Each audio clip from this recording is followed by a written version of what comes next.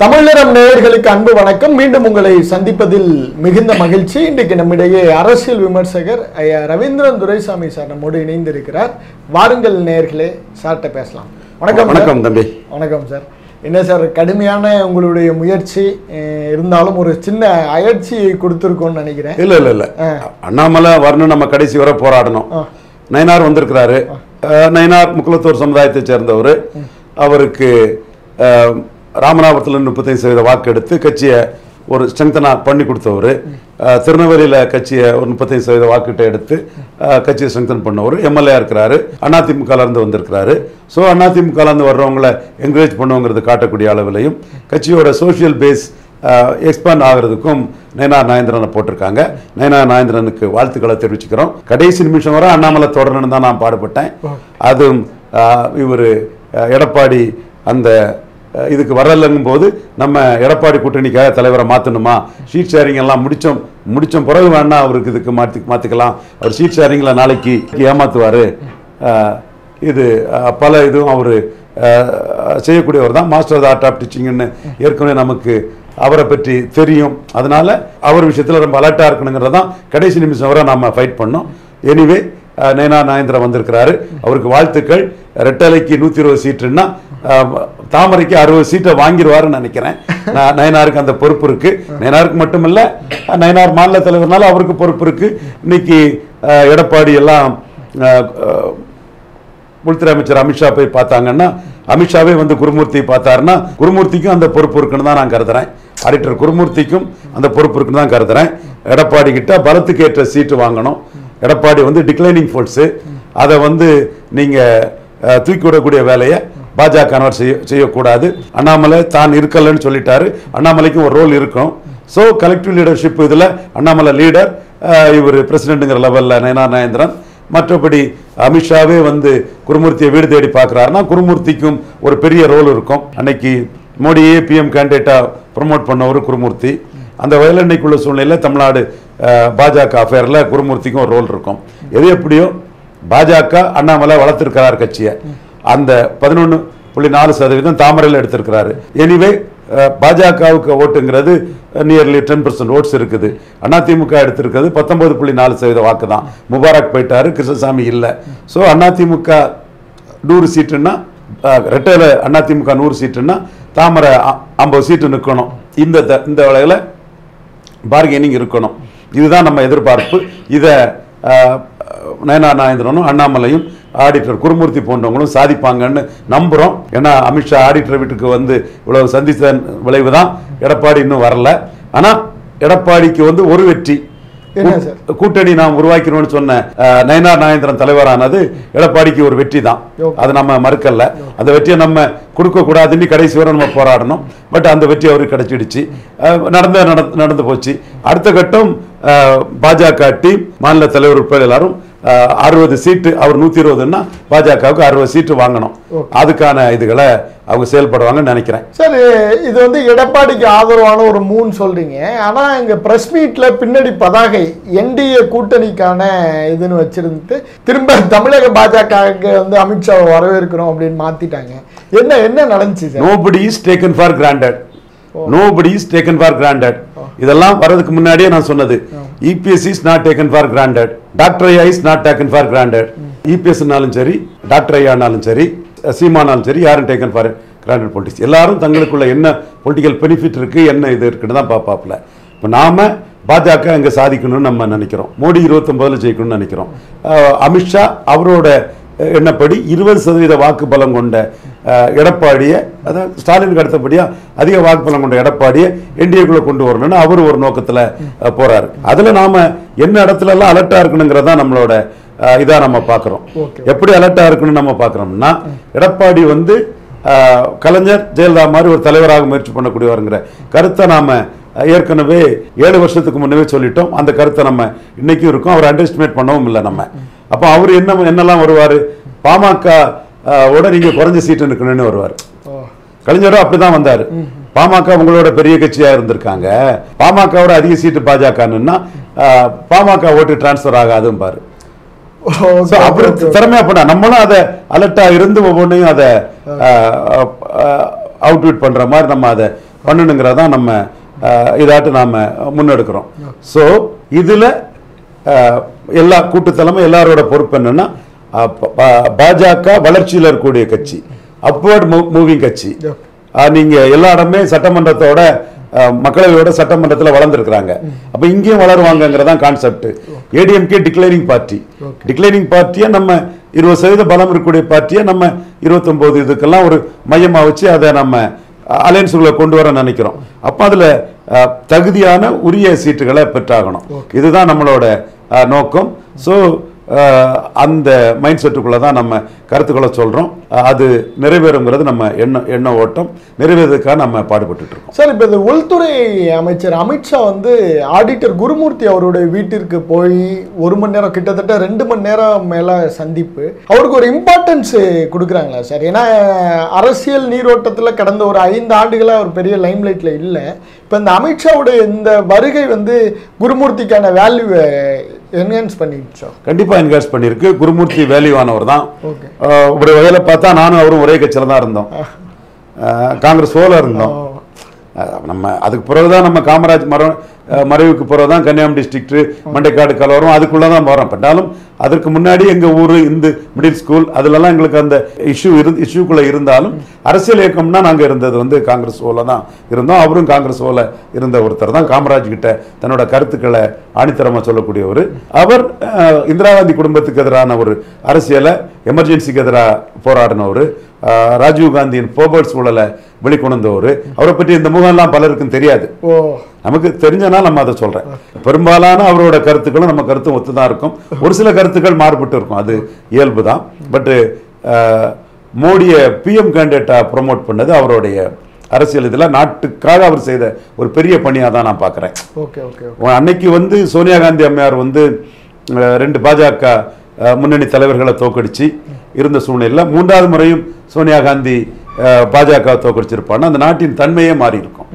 ஒரு ஃபாரினர் அவர் சம்பந்தப்பட்ட இந்திரா இந்தியா மாதிரி சோனியா இந்தியான்னு கோஷங்கள் வந்திருக்கும். அந்த சூழ்நிலையில மோடி பிஎம் கேண்டிடேட்டா ப்ரமோட் ஆகி மோடி தன்னோட திறமையால உழைப்பால அவரு குஜராத்தில் பெற்ற வளர்ச்சி மற்ற இந்துக்களின் தலைவருங்கிற அந்த இமேஜ் எல்லாத்தின் அடிப்படையில் அவர் வளர்ந்து அவர் காங்கிரஸை முறியடிச்சு அவர் யூபிஏ முறியடிச்சு அவர் வெற்றி பெறாருன்னா அவரை பிஎம் கேண்டிடேட்டா ப்ரொமோட் பண்ணுங்கிறதுக்காக கடும் பணியாற்றியவர் வந்து ஆடிட்டர் குருமூர்த்தி அவர்கள். நான் சத்ரியன் குருமூர்த்திங்கிற வார்த்தையை பேசுவேன். அவர் அந்த இதை செய்யறது பல இடர்பாடுக்கு இடையில துணிச்சலா செய்தார்.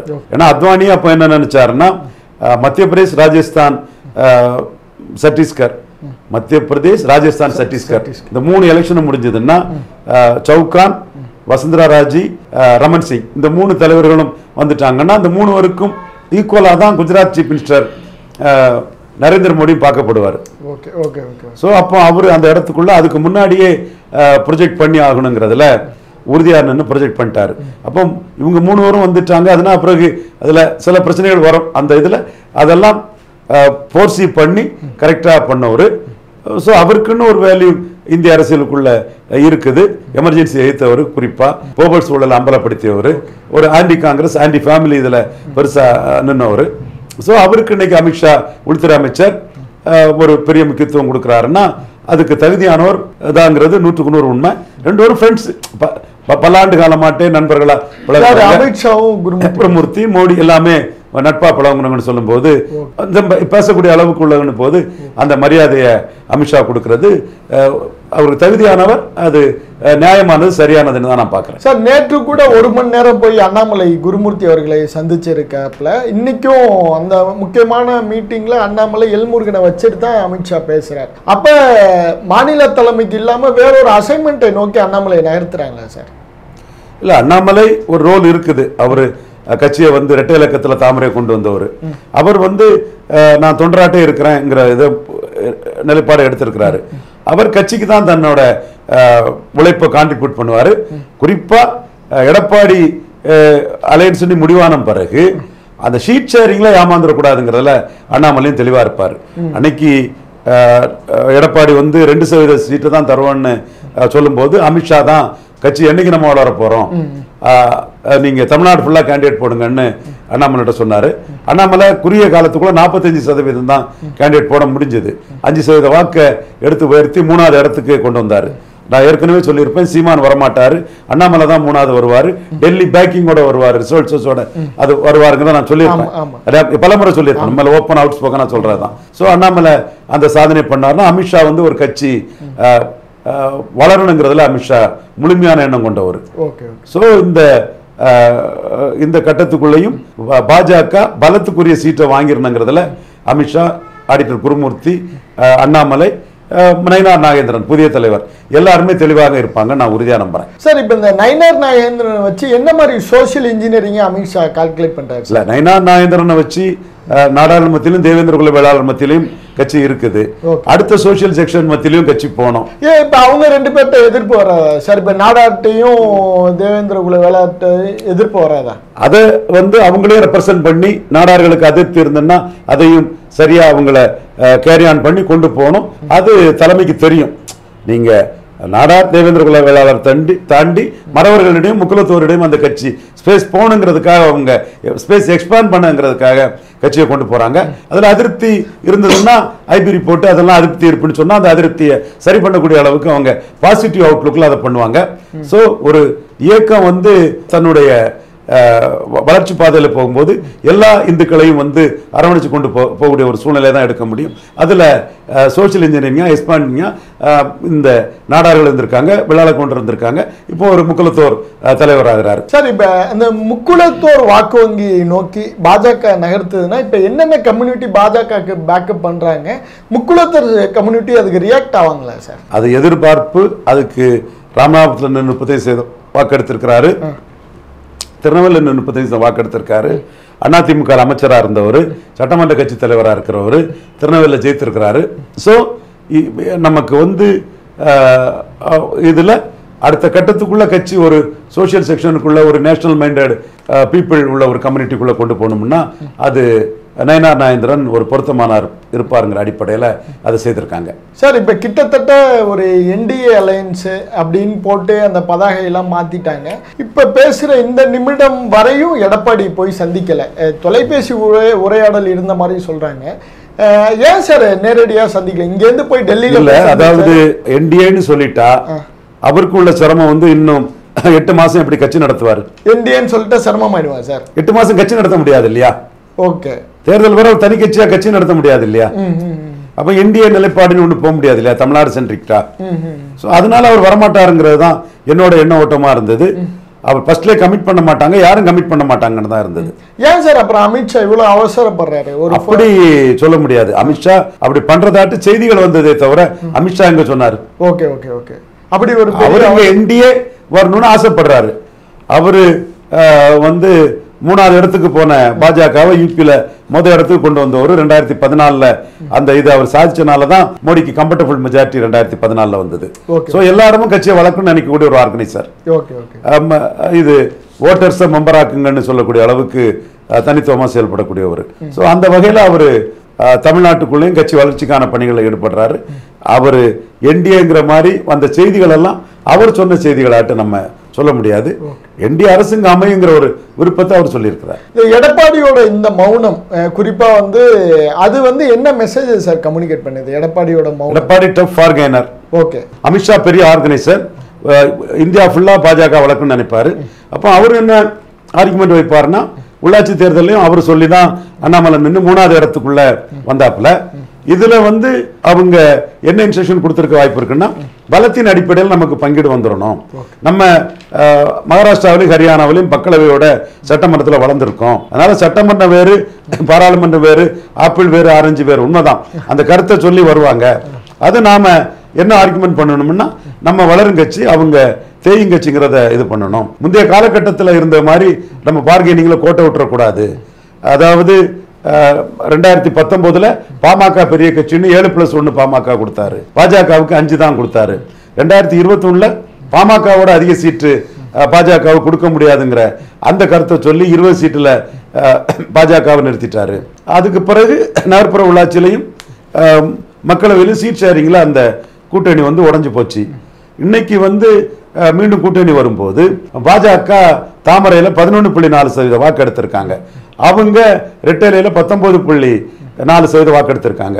ஸோ குறைஞ்சபட்சம் தாமரையும் ரெட்டலையும் வந்து 120 ரெட்டலை நின்னா 60 தாமரை நிற்கணும். அந்த அடிப்படையில் உங்க ரேஷியோ வந்து 120க்கு 60 அப்ராக்சிமேட்டா ஒரு சூழ்நிலை நான் சொல்றேன். அந்த ரேஷியோவில் பாஜகவின் வளர்ச்சியும் ஆர்கானிக்கா இந்துத்துவா வளர்வதும் அண்ணாமலை உழைப்புல கிடைச்ச பலனையும் நாம வந்து கூட்டணி போகும்போது பலத்திற்கேற்ற பங்கீடு ப்ரொபோர்ஷனேட் ஷீட் ஷேரிங்கிறதுல தெளிவா நிற்கணும். அது எந்த அடிப்படையில் பார்க்கணும்னா ஜெயலலிதாவின் அதிமுக இல்ல எடப்பாடி பழனிசாமியின் அதிமுக.